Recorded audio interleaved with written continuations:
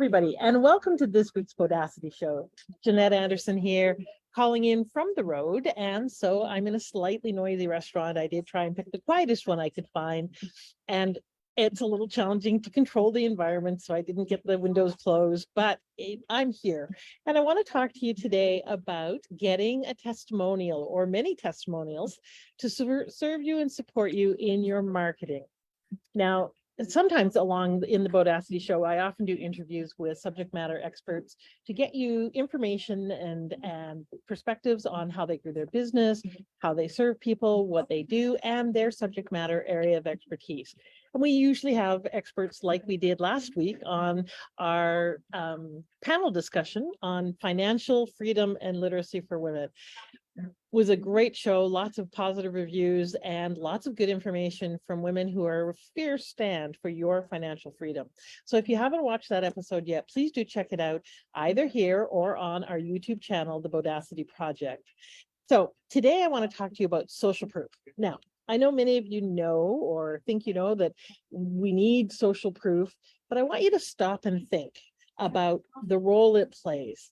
So for example, if you are scrolling through a website and if someone's talking about a service that they have or a program that they have, when you see testimonials, it registers. Now, some of you are going to be the kind of people who actually read the testimonial because other people's opinions and input matter to you.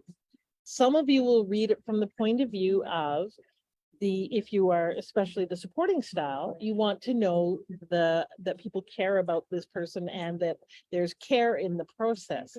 Others of you, the analytical types, might read them with an eye towards what are the specific outcomes and benefits mentioned by these people in their testimonials. Promoters will be looking for and listening for, is this process fun? Is it enlivening? Is it enjoyable? By the way, analyzers, promoters, supporters, and controlling style are part of a social styles psychographic that you can use, whether you use disc or colors or various different ones, Enneagram or Myers-Briggs, are all ways to kind of identify types of people and how they respond and what they respond to. So I use social styles. I find it one of the simpler ones to think about. And so that's what I'm referring to. You can probably get the gist of the type of person I'm talking about. In our marketing and in what we do when we're talking to people, we want to make sure that we do speak to all of the styles, although each of your subject matter each of your areas of expertise are going to appeal probably more to one style than another, and your style will appeal more to one style than another. If you are a very analytical, thorough, methodical, perhaps controlling style person, which just means that you like orders, answers are important to you, making decisions with logic is important to you. If that describes you, you're likely to attract more of that kind of person because they're comfortable with you more so than promoting styles who like to have a good time, who are there for the party, who like things to be exciting and interesting and dynamic. So it doesn't mean that you won't attract those people. It just means that they're going to resonate with you differently. Likewise, in your testimonials and in any an aspect of your marketing, you're going to want to make sure that you have things that speak to each of the styles and what they're looking for. So you want testimonials and marketing copy that speaks to the heart, that speaks to what people care about, that is relational, that supports the supporting style. They're the ones who want to be in a relationship, who want to know that you've got their back, that you support them, that you care about people, and that people care about you. So any testimonials that are very heart-based are important to reach this demographic. I do recommend that you have testimonials available that appeal to all four styles if you can. It really does serve and support you if you can do that, because then the others reading that say, oh, someone like me sees the value in working with this person. Likewise, you want a testimonial that speaks very specifically to metrics, to accomplishments, to tasks that were done, to specific outcomes. That really helps for the controlling style and the analytical style, who really want to know about tangible results. The promoting style wants to know about the journey. and whether or not it will be exciting or interesting, and will there be variety? Will there be things that keep them engaged?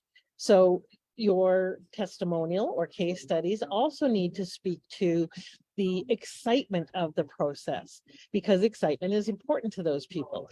Being inspired, being excited, being motivated. So you need testimonials ideally that speak to that as well.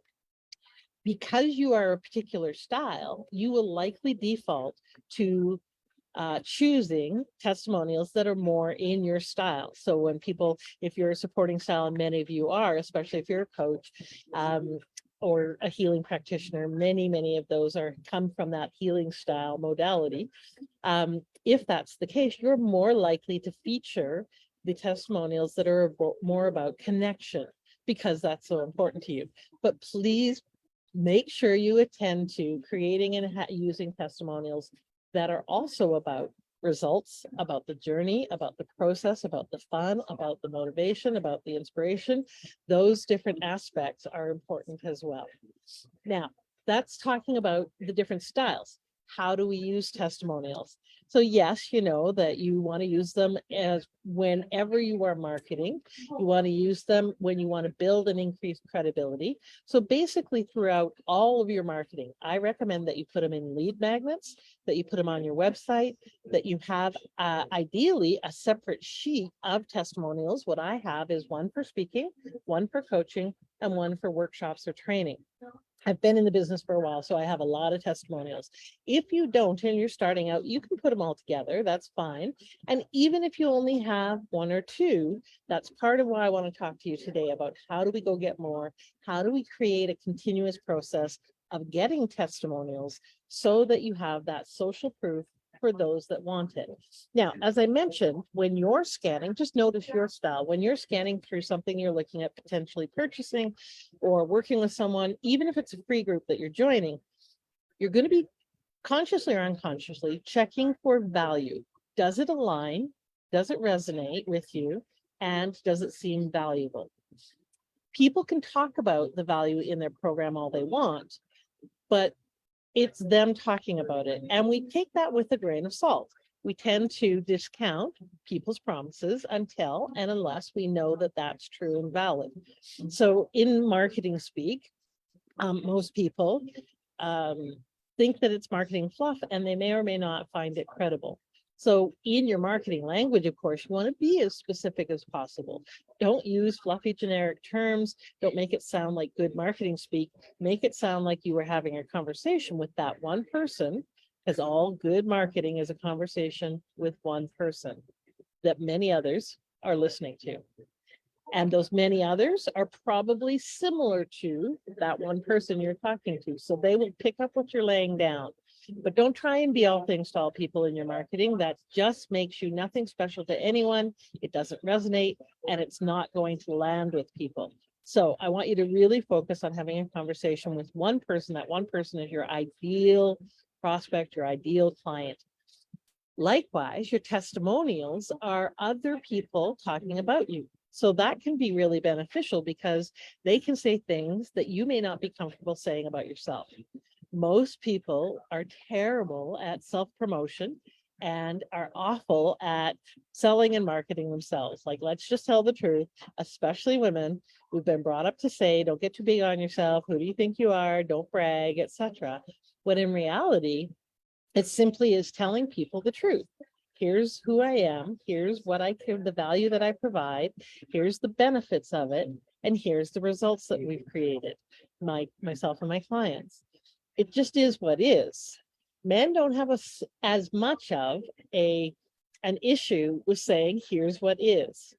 And people want to know what is the case so that they can make a decision about whether or not this fits for them.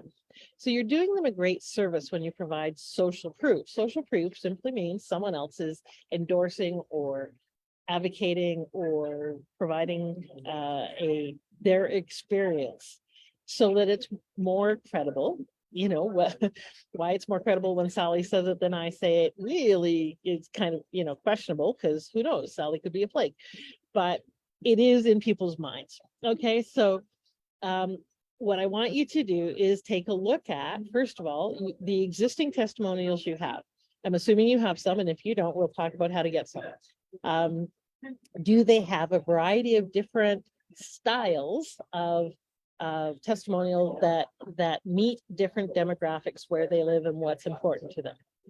Secondly, do they have specificity? So even if they are heart-based or if they are not necessarily results-based, you still want to be specific. Jeanette is awesome is not nearly as specific as Jeanette really holds me accountable and listens to me and gets me in a way that makes me feel heard and motivated, which is literally what someone said to me this morning. Okay, she said, thank you for listening to me and getting me. I feel heard and motivated. That's a much different than Jeanette is awesome, right? And much more meaningful. So whenever someone says, like this morning when she said that, if I didn't already have quite a few testimonials like that, I would have said to her, would you mind if I captured that as a testimonial and used it with your name? That can be sometimes as easy as it is to get a testimonial. And then what I would do, and I have done this with this person already about another topic, another piece of feedback, is that you write it up as close to what they said, that is put in a way that makes sense to people, because sometimes as they're talking, they don't talk in a way that they don't fill in all the words. So you write the intent of it and you send it to them and with their name and their title or their city, whichever you want to put, more information, the more credible the testimonial. So if there's a title or a name or a position, like a position in their business, that really can help with the credibility. It can be a first name and an initial if they want some degree of anonymity, but I personally think that testimonials are great marketing. And I'll talk about that in a moment. So often I will tell them that it's good marketing for them to have their first name, last name, and what they do, so that people who might be looking for what they do see that they are really cool and generous and kind people and reach out to them. So I have had people get contacts from someone reading their testimonial. Okay, because of how they said what they said, they were inspired by that person and wanted to connect with them. So giving testimonials is a positive thing as well, which we are going to talk about also in a moment. So I really want you to get different styles of testimonials, different styles than you would normally have, and ideally as many as possible. Why? Because you want to rotate them out, keep them fresh and different. You may want to use them in a variety of different places. So here's how and where you can use your testimonials. On your email signature, down at the bottom, you can have a call to action to join your group, and then you can have testimonials that rotate month to month. You can put them in your newsletters. You can put them if you send out a newsletter or a regular email. Again, put them as a PS or put them down at the bottom. You can put them on your webpage throughout in the various areas. Of course, make the testimonial relevant to the topic of the area. So if you do coaching, put coaching testimonials there. If you have programs, put training testimonials there. In your marketing materials. So if you're doing an event or you're speaking somewhere, you can use it at the bottom of a bio. You can use it when you are handing information out and you have a handout or a workbook. You can put it at the end with your bio. You can use it as examples. So testimonials can be examples that you use throughout your presentation.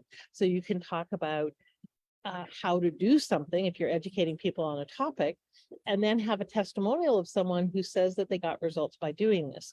It adds credibility, it adds veracity to what you're saying, and it's great social proof that you are working with people and making a difference to them. People love to know that other people have verified you. Is it valid? Is it helpful? Yes, to a degree. We all make our decisions differently. But what I do notice, for example, is less about whether or not I don't necessarily read all the testimonials. I look to see whether or not they're somewhat specific or just generic, because that tells me quite a bit about whether or not the people are actually getting results. And I look to see if there are some. If there aren't any, I always wonder why. Did they not have any good, good results? Do they not bother to put their people's opinions forward? Why don't they have testimonials? That always raises a red flag for me. So does it matter to have them? Maybe, maybe not in the decision-making process. Not having them does matter. So you can use them everywhere where you are having conversations with people. Even in your speaking, you slip in case study, little mini case studies. Like, you make a point and you teach a point, and then you say, like my client Kristen, when she had this problem, she did this and that, and she found this and that, and she got this and that result. And that was really helpful and meaningful because of this benefit. That is a way to tell a story while using it as a case study / testimonial as well. So I highly recommend that you get good and comfortable at doing that. One of the things that we tend to steer away from, especially women, is what we call bragging on ourselves or being self-aggrandizing. When you do that, when you say, so my client Kristen did this and that and this and that. So I'll give you an example. My client Kristen, as soon as she committed to coaching, I gave her in our sales conversation one suggested action item. She went and did that thing, took action on it, and got a client before we even started coaching. Now, that's not a typical result, but what it points to is the importance of action and implementation. So I would probably use that example if I was talking about action and implementation, or if I was talking about accountability or support or something like that. I would use that illustration to make that point. You want the story to be appropriate to the point you're making, and it's a great way to add that external credibility factor. So we want to do that because so many people are not very good at saying, I'm great at X, or I can really help you with X, and standing confidently in their value. So testimonials and case studies can be a good way for you to bridge the confidence and the value gap. Not replace it, but bridge it until you get really firm in the value that you provide. Until you get really confident that, hey, look at all this feedback that I'm getting. I am making a difference. I can help people with this, this, and this.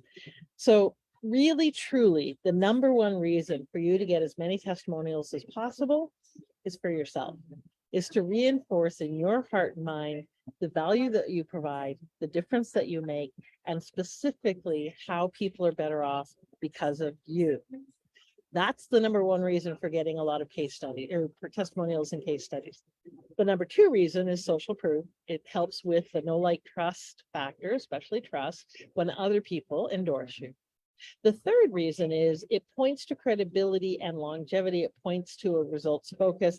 So people tend to see you more as an authority when you have tangible results. And it's easier to talk about those tangible results when other people are reporting on them. So I know you probably know all this and you have a general sense that it's a good idea, and yet we don't attend to getting them. Why not? Well, often because we feel awkward about asking for support, asking people to tell us that we're wonderful. So I have 3 words for you when it comes to that. Here's how to solve that problem. You ready? I want you to write this down. Get over yourself. Okay? Because that's just our ego talking. That's our ego saying, well, I don't want to be a bother. I don't want to get in their way. I don't want to ask for too much. They're busy. I don't want to intrude. The key phrase in all of that is I. This is an opportunity for people to support you and give. Most people like to do that. Don't be the greedy hog who is the only giver. Allow people to give to you. And here's a simple way to do that. Ask. And if they say yes, great. And if they say no, great. You can give them permission to say yes. You can give them permission to say no. And then it's not your responsibility, just like in sales. So this actually, the act of asking for testimonials and referrals, but we'll talk about that another time, is a way for you to practice strengthening your sales muscles, because it's the same thing. It's simply asking for reciprocation.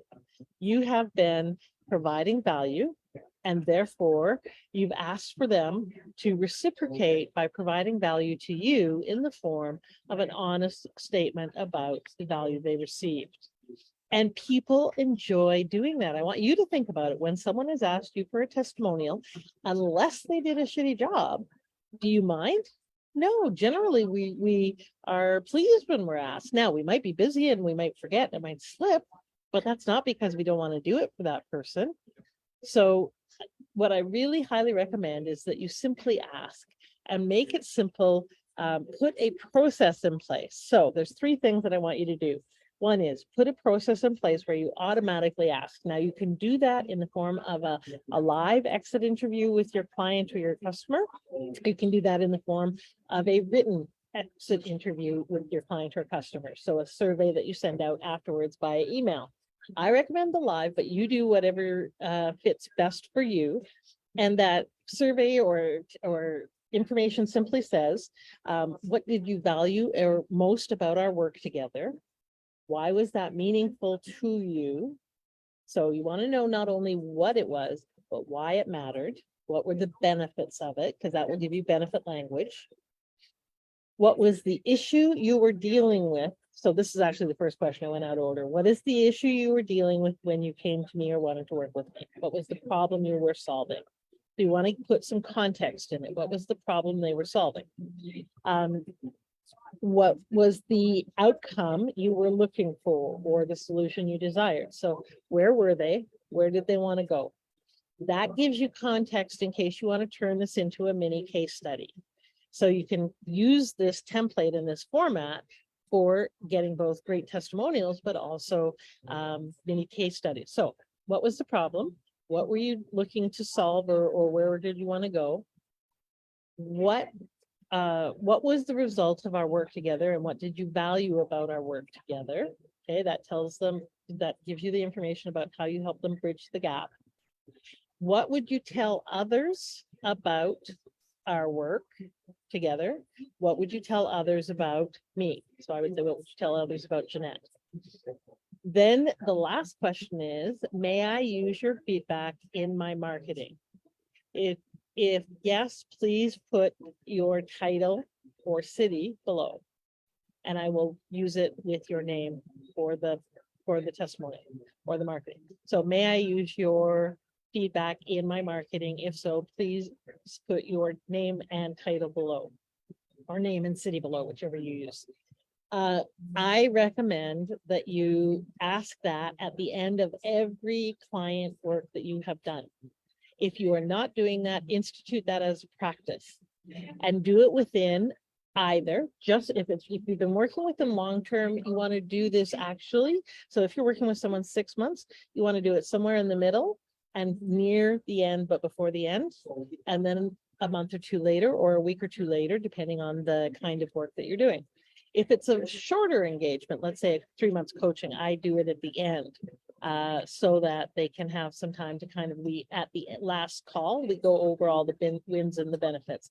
I recommend that you ask for a testimonial after you have done a debrief with them about their successes, especially if you're a coach or a healing practitioner, etc.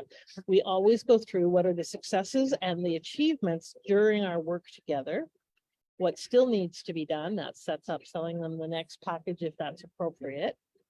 And what did they value the most out of the work we did? Then I will send them the request for the feedback after that, or I will do a separate email exit or in-person exit interview with them. Both are very successful, both give you different things. The reason that the in-person one is valuable is because I do it on Zoom and then I have video. If they say yes to the testimonial, I can often use the video clips as video testimonials. So I do recommend that you see if you can do both, just so that you give yourself that option. Now, asking for the feedback is simple. You can simply say, I would really appreciate your feedback. If that doesn't feel comfortable or fit for you, feel free to say no. If it does, I will send you a template that you can use to push off of, and if that makes it easier for you. Or another way to do that is if they've said something really awesome about the work together, especially in that call where you've done the summary of the benefits of the work together, then capture that, send them to them in an email and say, you said this, this, and this during our call. I'm wondering if I can use this as a testimonial. If so, please feel free to edit it as you see fit and send it back to me. That makes it super simple.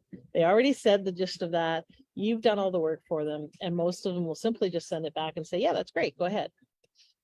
So I'm going to put up in the chat below here a template for an email that you can send out to people. I want you to ask existing and previous clients, even if you haven't worked with them for a while, for testimonials. Use this template, adjust it to fit your market and who you are and what you do, and be bold. Just send it out. And again, when you have a willingness to let them say no or yes, whatever fits for them, you don't have attachment to it, in other words, then it becomes easy and you can let go of responsibility for their choices. Because when we get into our ego, we often think that it's our job to take care of them, AKA take away their choices. So I will put a template in there for you to send an email out. Secondly, put a practice in place to ask for testimonials at the end of every contract, program, coaching engagement, whatever it is you do, put a place for testimonials in there. And the last thing that you can do is, if you've got a product instead of a service, for instance, you can still send out an email afterwards with the survey and get a testimonial about that. What was your experience of dealing with their company? What was your experience of the product? How did you enjoy it? Okay. Then you want to gather those together, put them in a sheet. I have a Word document that I leave open every year, and I just put 2022 testimonials. In my case, I divide them by coaching, training, and speaking, because that's what I do the most of. And I want to use those specific testimonials for the specific requirements.